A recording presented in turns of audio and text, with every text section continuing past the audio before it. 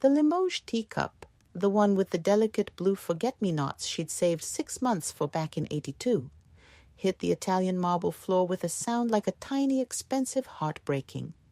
Shards skittered across the gleaming surface, catching the California afternoon sun slanting through the oversized windows of David's ludicrously opulent Bel Air living room. Silence, thick and sudden, swallowed the polite murmur of the pre-auction cocktail party. Every perfectly coiffed head turned. Every conversation died mid-sip. 70 pairs of eyes belonging to LA's art world elite, potential buyers and sycophants, snapped towards the source of the noise, towards her. Maeve Donovan stood perfectly still amidst the wreckage, her sensible navy pumps planted firmly on the cool stone. She didn't gasp. She didn't apologize. A slow, deliberate smile touched her lips, one that didn't quite reach her eyes the color of storm-washed slate that now swept the room, landing finally on her ex-husband David. He stood frozen near the massive Jeff Koons sculpture, a flute of champagne halfway to his mouth, his tanned face draining of color beneath the expertly applied spray tan. His new wife, Serena, 30 years his junior, all glossy dark hair and predatory grace, clutched his arm, her perfectly sculpted eyebrows arched in shock. "Oh, dear," Maeve said, her voice clear, calm, and carrying effortlessly in the sudden quiet. It was a voice honed by decades of teaching unruly high school seniors about the French Revolution. A voice that could command silence without raising a decibel. How terribly clumsy of me. She didn't look down at the shattered porcelain. Her gaze remained locked on David. Must be the excitement. Or perhaps, she added, tilting her head slightly, the silver in her neatly bobbed hair catching the light. Just the weight of all this. History. David recovered first, the consummate showman. A practiced, slightly strained chuckle escaped him. "Maeve, darling, no harm done, just an accident." He gestured dismissively with his champagne flute towards a hovering server. "Carlos, clean that up, would you? Carefully now. That was—" He trailed off, realizing his mistake. "My mother's," Maeve finished for him, her smile tightening. "Yes, the one she gave me for my 30th birthday. The one you always hated, David. Said it was quaint. Funny how accidents happen to things we find. Inconvenient." A ripple of uncomfortable awareness went through the crowd. This wasn't just a dropped cup. This was a declaration.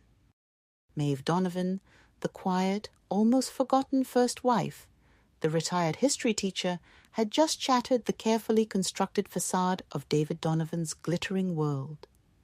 She saw the calculation flicker in David's eyes. Damage control. He took a step forward, his charm offensive activating.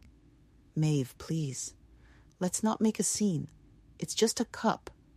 Serena, darling, why don't you take Maeve to the powder room? Freshen up?" Serena moved, a panther in designer silk, but Maeve held up a hand. "No need, Serena. I'm perfectly fine right here." She took a deliberate step over the porcelain shards Carlos was now gingerly collecting. "In fact, I think I'd like another drink. Something. Substantial. Bourbon. Neat. David, you remember my brand? Or has that slipped your mind too, along with our wedding vows and the small matter of my financial security?" Gasps this time, thinly disguised as coughs. David's face flushed crimson. "Maeve, this is neither the time nor the place," he hissed, trying to keep his voice low but failing. "On the contrary, David," Maeve said, her voice gaining a fraction of volume, resonating with a lifetime of suppressed fury finally finding its outlet. "This auction of your collection, it feels like the perfect time and place, don't you think?" She swept her arm around, encompassing the room filled with Picassos, Warhols, and de Koonings. Artworks acquired with money that, Maeve knew with bone-deep certainty, was as much hers as his. Money earned during their 40-year marriage, money meticulously siphoned and hidden by David and his slick lawyers during the divorce he'd initiated the moment Serena entered the picture. A divorce that left Maeve with a meager settlement, the small craftsman bungalow she'd loved but David scorned, and a gaping hole where her trust and future security used to be. She'd been the dutiful wife. She'd supported his early struggling art dealership, teaching to pay the bills while he built his empire. She'd hosted his clients, smoothed his rough edges, remembered birthdays and anniversaries he forgot. She'd put her own dreams of travel, of writing, of late-life adventures, quietly aside. And for what? To be discarded at 65 like yesterday's news, replaced by a shiny new model, while he liquidated their assets to fund his lavish retirement with Serena. The humiliation had been profound, a slow poison seeping into her bones. The financial anxiety, a constant gnawing fear. The loneliness, vast and echoing. For 2 years, she'd moved through her days like a ghost, tending her garden, volunteering at the library, visiting her granddaughter, Lily. She'd smiled. She'd been polite. She'd swallowed the bitterness until it threatened to choke her. Then, 6 months ago, sorting through dusty boxes in her attic, the detritus David had deemed unworthy of his new life, she'd found it. Her old leather-bound journal from their early years. And tucked within its pages, brittle with age, were the letters. Not love letters, business letters, copies of agreements, loan documents, promissory notes, tangible proof of her financial contributions to the gallery's fledgling years. Contributions David had systematically erased from the narrative, contributions his high-priced legal team had dismissed as wifely support during the divorce. That's when the poison stopped spreading. That's when it crystallized into something cold, hard, and infinitely more potent. Resolve. Sweet, meticulous revenge wasn't just a desire, it became her purpose. The bourbon arrived. Maeve took a slow, appreciative sip, the warmth spreading through her, fortifying her. She ignored the stares, the whispers buzzing like trapped flies. She focused on David, watching the panic war with fury behind his carefully curated mask of affability. "What are you doing here, Maeve?" he demanded, abandoning the pretense of charm. Serena hovered beside him, radiating protective malice. "Why, David," Maeve said, feigning surprise. "I received an invitation, just like everyone else." She pulled a crisp, cream-colored card from her sensible leather handbag. "See, the Distinguished Collection of David Donovan. Such a grand title for what is essentially—" She paused, letting her gaze wander pointedly over a nearby abstract expressionist canvas David had bought with a loan secured against their jointly owned beach house. A fire sale of marital assets. "That's a lie," David sputtered. "This collection is mine, acquired through my expertise, my hard work." "Your hard work?" Maeve's laugh was short, sharp, like breaking ice. "Do you remember the summer of 78, David?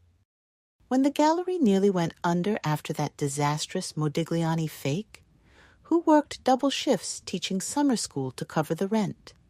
Who pawned her grandmother's pearls to pay the vendors?" She took another sip of bourbon. "I do.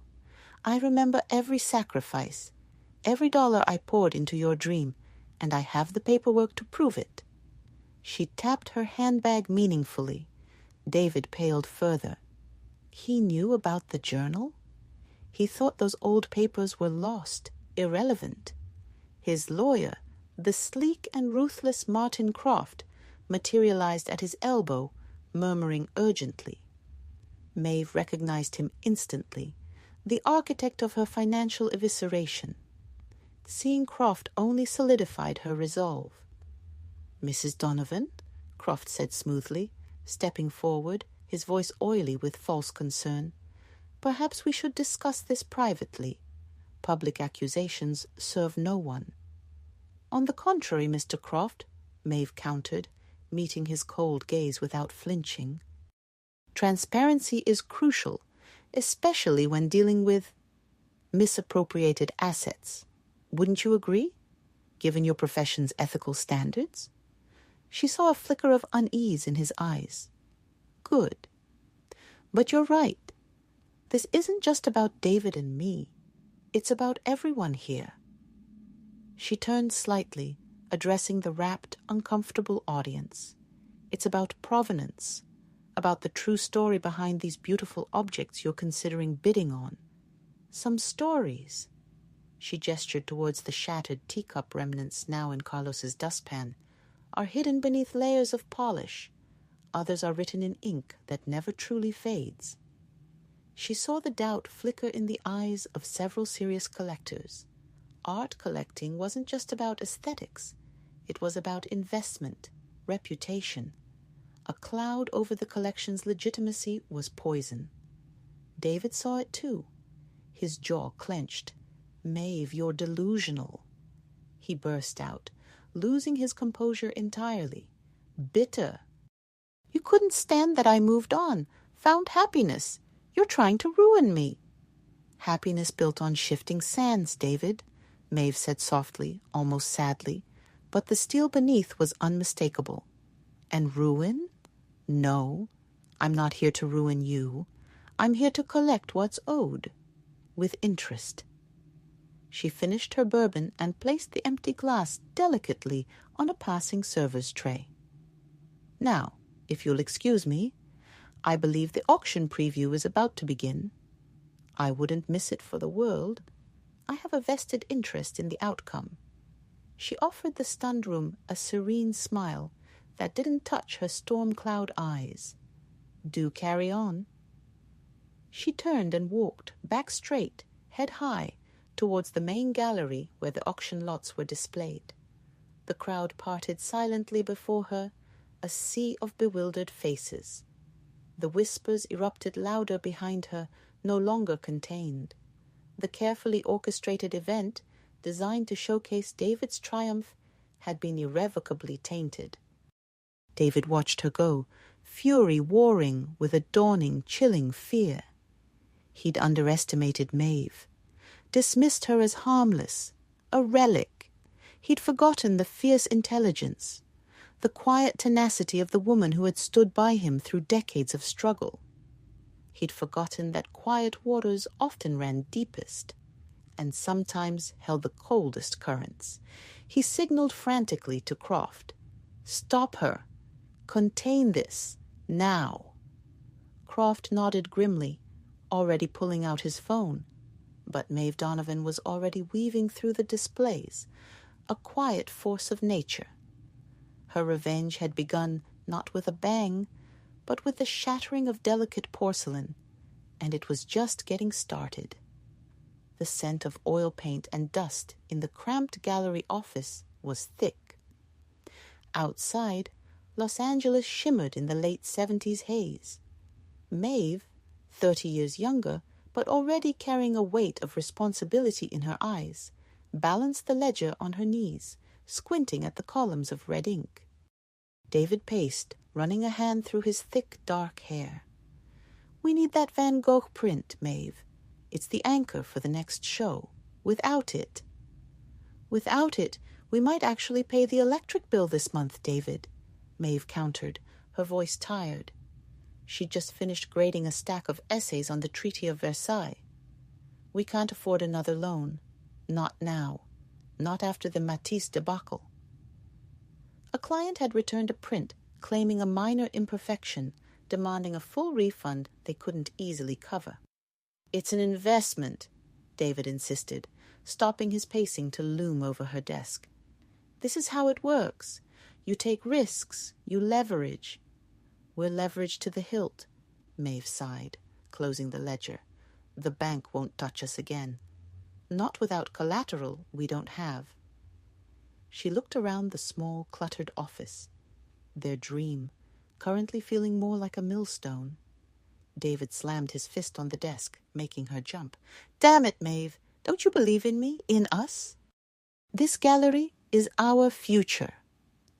His eyes were desperate, passionate. She did believe in him. That was the problem. She believed in his eye for art, his charisma, his vision. She also saw the recklessness, the grandiosity that needed grounding. She reached into her purse, pulling out a small velvet pouch. She spilled the contents onto the ledger. Her grandmother's pearls, luminous in the dim office light. David stared, stunned. "Maeve, no.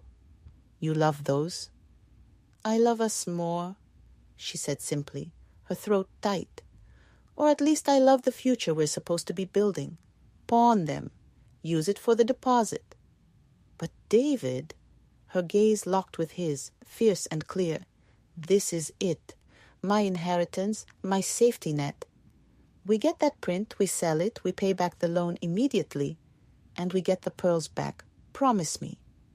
He scooped up the pearls, his eyes shining with gratitude and ambition. "I promise, Maeve. Cross my heart. This is the break we need. You'll see. I'll make it up to you 1,000 times over." He did get the print. The show was a modest success.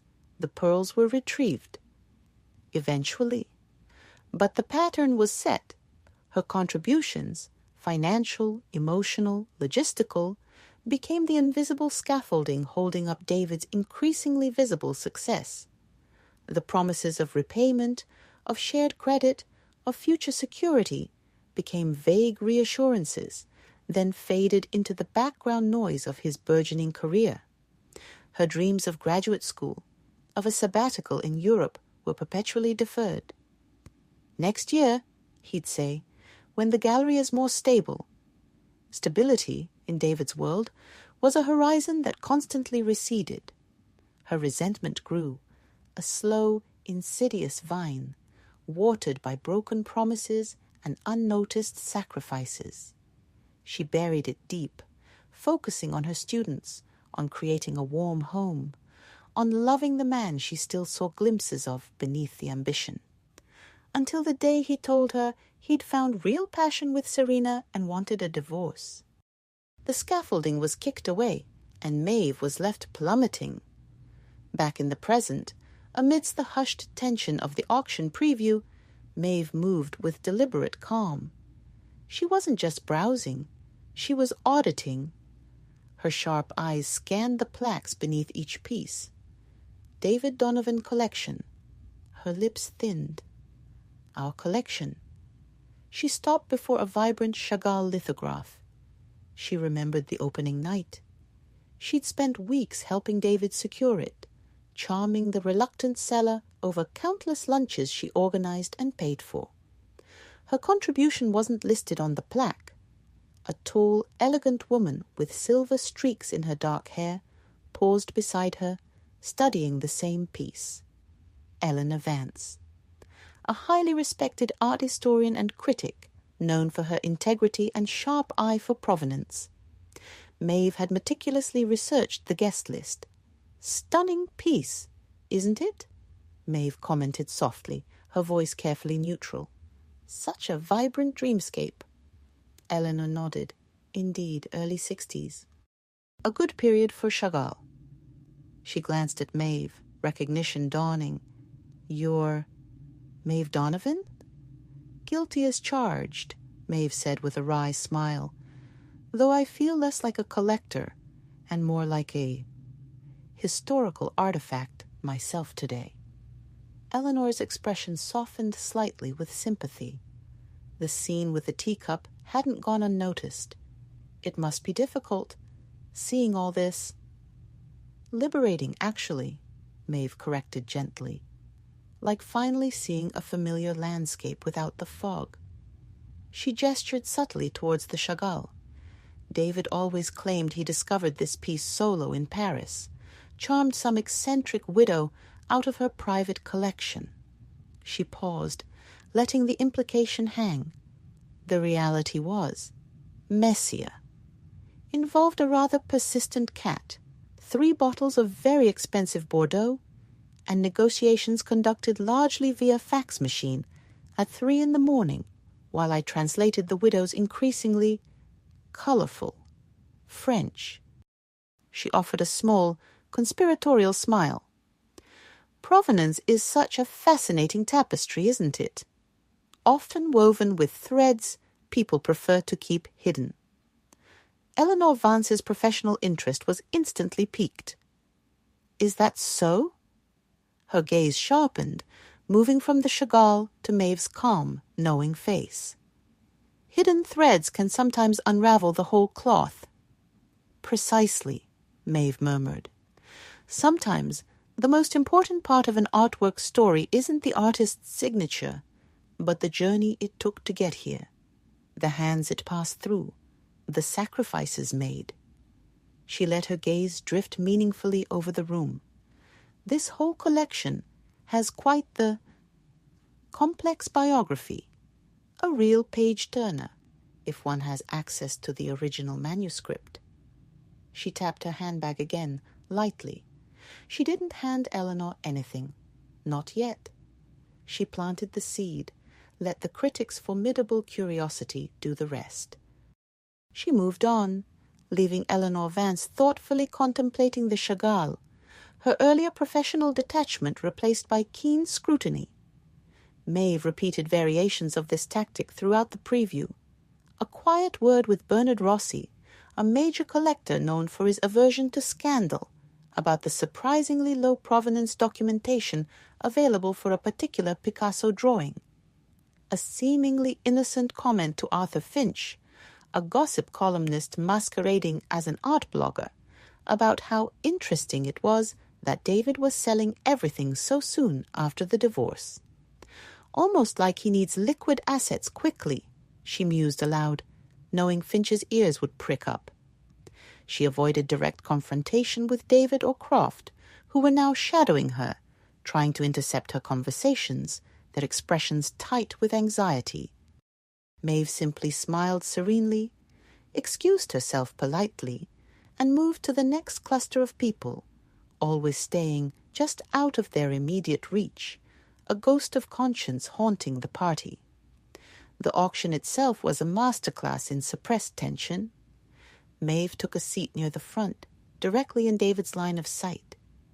He stood near the podium, trying to project confidence, but sweat beaded on his temples under the bright lights.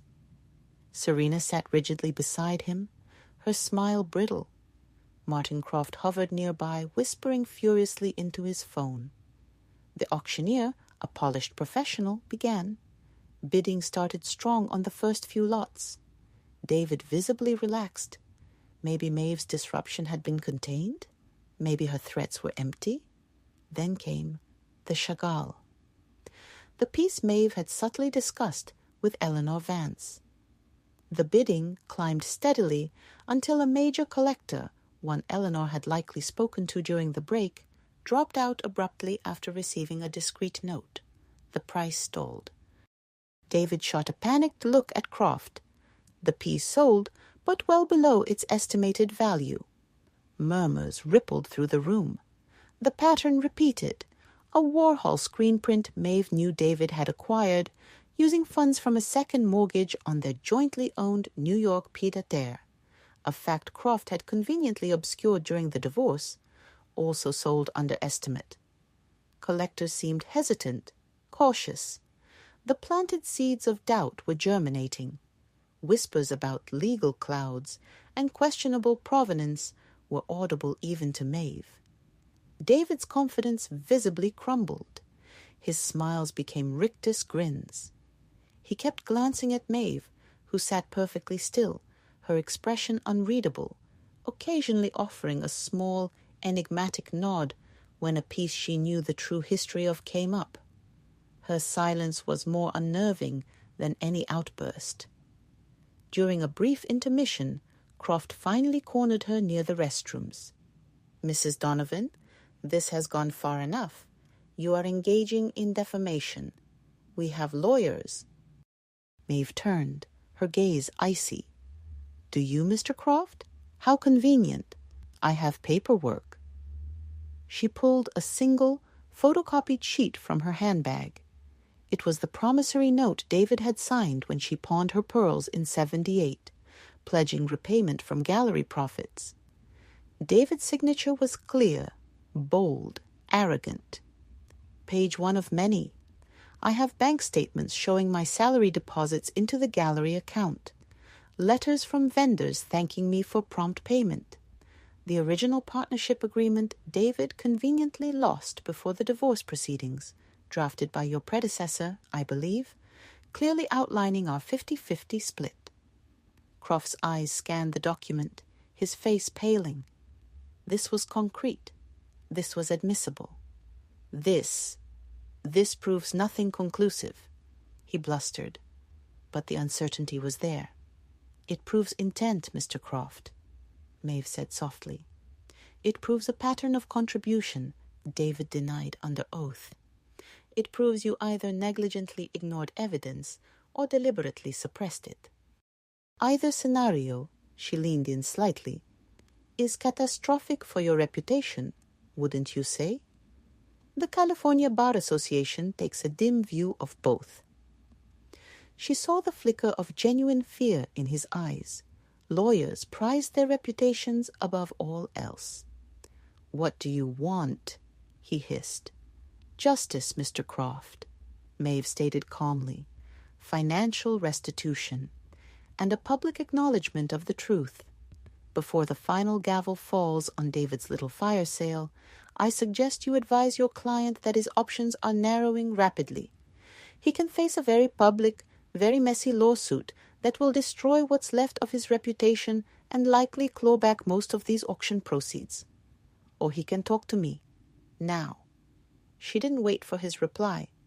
She walked away, leaving the slick lawyer shaken, holding the damning piece of paper. The tide was turning. The auction resumed, the atmosphere now thick with tension. Bidding was tepid, cautious. David looked physically ill. Serena's manicured nails dug into his arm. Maeve's phone buzzed discreetly in her bag. A text from her granddaughter, Lily.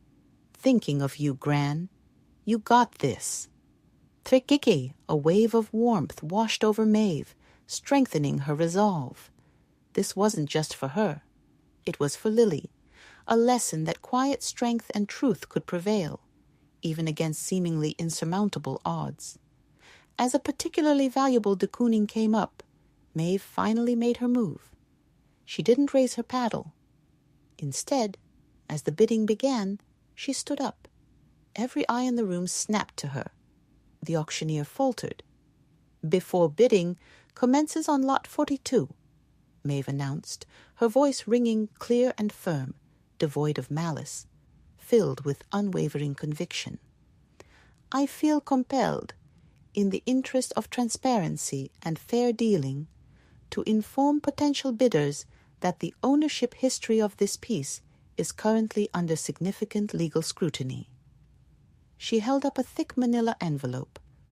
I have filed documents with the Superior Court alleging fraudulent misrepresentation of assets during my divorce from Mr. Donovan. These documents include evidence of my substantial financial and logistical contributions to the acquisition of numerous pieces in this collection, including this one. Gasps echoed. Cameras flashed. Arthur Finch was earning his gossip paycheck. David surged to his feet. That's a lie. She's trying to sabotage me. Security. Let her speak. Eleanor Vance's authoritative voice cut through the chaos. Others murmured agreement. The room was balanced on a knife edge. Maeve continued, addressing the room, not David. I seek no sympathy. Only fairness. Potential buyers deserve to know the legal risks associated with their purchase today. A cloud on the title could significantly impact future value and saleability. She looked directly at the auctioneer. For the sake of all parties, perhaps a brief recess is in order? To allow Mr. Donovan and his counsel to reassess? The auctioneer, flustered but recognizing a potential legal minefield, quickly hammered his gavel. "Recess, 15 minutes." The room erupted in a cacophony of voices. David charged towards Maeve, face purple with rage, Croft scrambling after him. "You vindictive witch!" he spat, stopping inches from her. "You'll pay for this. I'll bury you in legal fees. You'll lose that pathetic little house."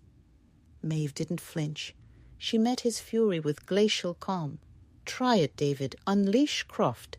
See what happens when sunlight hits all those carefully hidden corners. See what happens when a jury hears how you stole the security of the woman who gave you 40 years of her life. See what happens when the Bar Association investigates his conduct." She nodded towards the ashen-faced lawyer. "You wanted to liquidate everything? Fine. But you'll do it knowing half of it, at least, is rightfully mine. And I will claim it.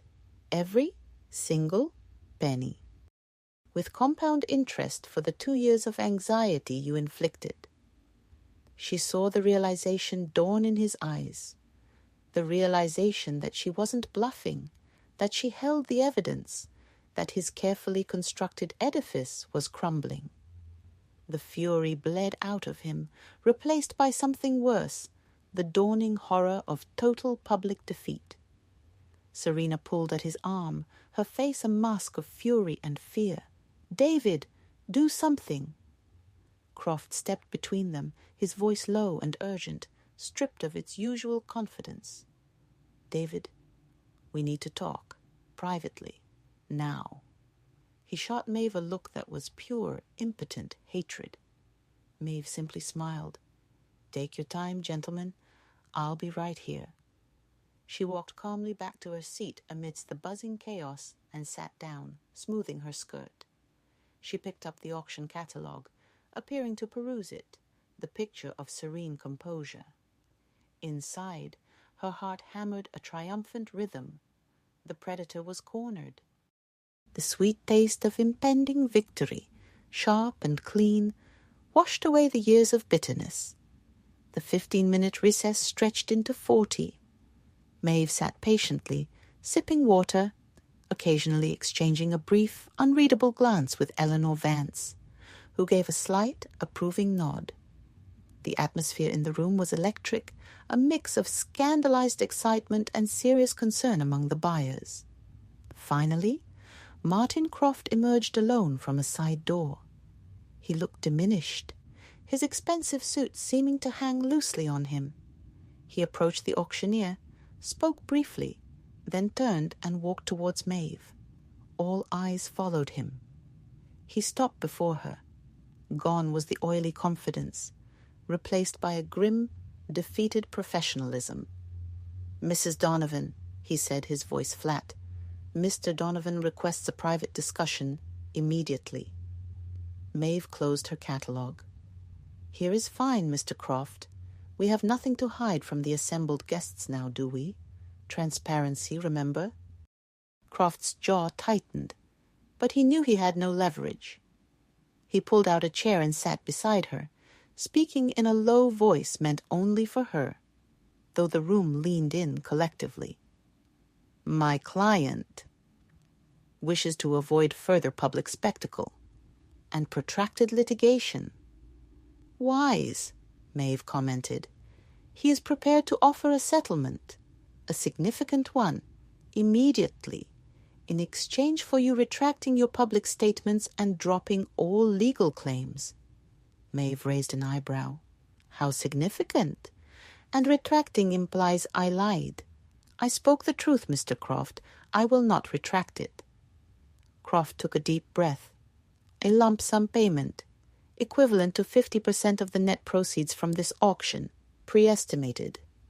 It was a staggering sum, far more than her divorce settlement.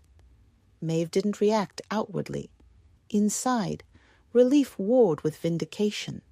It was more than she dared hope for. But it wasn't enough. 50% of the net proceeds after today's disruptions, which have undoubtedly depressed prices. No, Mr. Croft, that won't do. I want 50% of the fair market value of every piece in this collection, as appraised before today's unfortunate events, minus only your exorbitant auction house fees, calculated by an independent appraiser of my choosing. And, she added, I want it wired within 48 hours, before David has a chance to spirit it away to some offshore haven. Croft looked ill. That's impossible to calculate immediately. Then I suggest you get calculating, Maeve said mildly. And while you're at it, add a sum equivalent to the value of my grandmother's pearls in 1978, adjusted for inflation, plus 10% annual interest. Call it compensation for emotional distress and breach of promise. She named a figure that made Croft blanch. You're bankrupting him, Croft hissed. Maeve leaned forward, her voice dropping to a whisper filled with decades of pain. He bankrupted me, Mr. Croft. He bankrupted my trust, my security, my faith. He left me facing my golden years with fear. This isn't bankruptcy. This is restitution. This is the price of betrayal. She sat back. Those are my terms, non-negotiable. He accepts, signs the agreement my lawyer has already drawn up and is emailing to you right now. And I will make a brief, neutral statement clarifying that ownership disputes are being resolved privately. He refuses. She shrugged. I look forward to discovery. I imagine the press will too. Arthur Finch over there seems particularly eager. Croft stared at her, seeing not a harmless old woman, but an implacable force. He pulled out his phone, scanned the email that had just arrived from Maeve's lawyer, a sharp, no-nonsense woman Maeve had found through the National Retired Teachers Association legal network, and muttered into it for several minutes. The wait was agonizing for the room, serene for Maeve. Finally, Croft lowered his phone. He looked utterly defeated. He accepts. In principle, the figures will need verification. They'll be verified, Maeve said firmly, by my appraiser, and my lawyer will oversee the transfer. David signs today. Croft nodded, a jerky mechanical movement. He'll sign. Where? Maeve produced the agreement from her seemingly bottomless handbag, along with a pen. Right here. Right now. Let's make it official. She slid the documents across to Croft. As Croft scurried off to get David's signature, Maeve finally allowed herself a deep, slow breath. The storm was passing. The victory, hard-won and deeply personal, was hers. David Donovan signed the agreement in a small, curtained-off alcove, his hand shaking, refusing to meet Maeve's eyes. Serena wept silent, furious tears beside him. Maeve watched, feeling no pity, only a profound sense of closure. The scales, violently tipped against her for so long, finally settled into balance. Croft handed her a copy of the signed agreement. Maeve tucked it carefully into her bag, next to her mother's broken teacup, carefully wrapped in tissue paper. Both were talismans now, one of loss, one of hard-won justice. She walked back onto the auction floor as the auctioneer announced the sale would resume shortly, with clarifications provided about the settled ownership issues. The mood was subdued, the excitement replaced by wary calculation. Maeve didn't stay for the final gavel. Her work here was done. She walked out of the glittering Bel Air mansion the same way she had walked into her new life 2 years ago, alone. But this time, she wasn't carrying the crushing weight of betrayal and fear. She carried the lightness of freedom secured, of dignity restored, and the sweet, clean taste of revenge served not hot, but ice-cold and perfectly calculated. The California sun felt warmer on her face. She hailed a cab. Santa Monica, please. Ocean Avenue.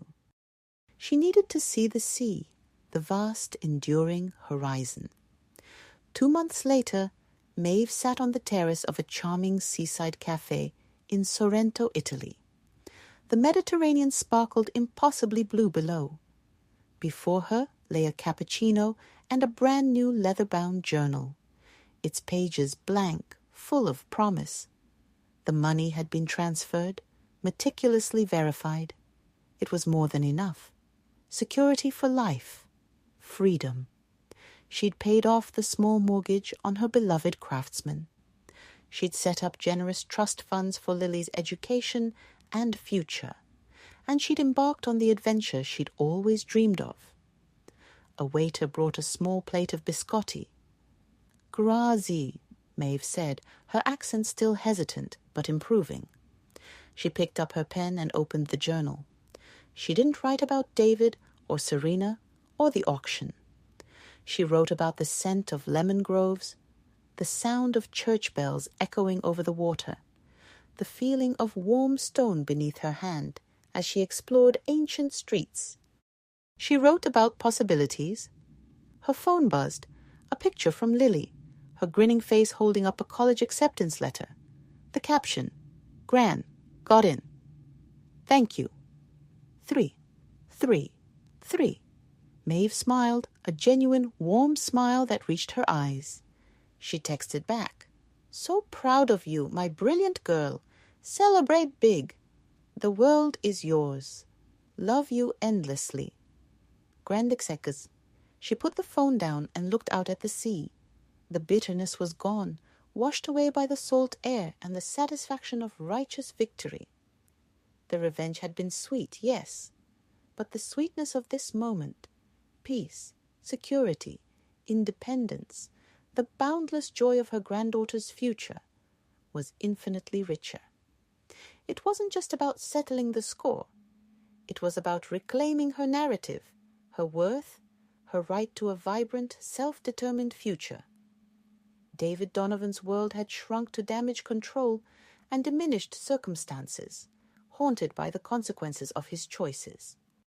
Maeve Donovan's world had expanded to encompass lemon-scented breezes, ancient piazzas, and the boundless horizon.